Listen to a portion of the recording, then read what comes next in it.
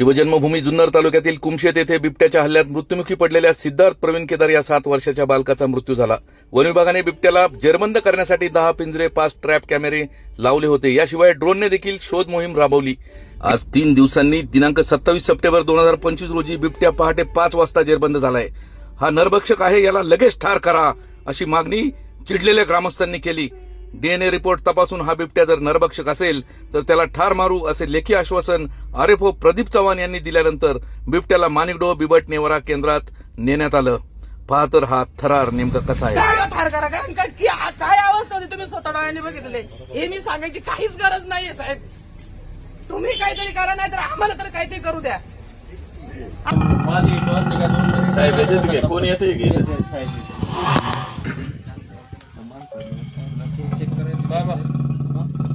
तुम्ही आतमध्ये कसं टाकलं, आतमध्ये घ्यायला टाकलं गाडी, मग कोणाला विचारून टाकलं आणि सरपंच आणि तुम्हाला काय गुन्हे दाखल करायचे आमच्यावर बिंदास करू शकता। 1 तासात आम्हाला पाहिजे तसं जर पत्र दिलं नाही तर आम्ही रस्त्यावर बसू।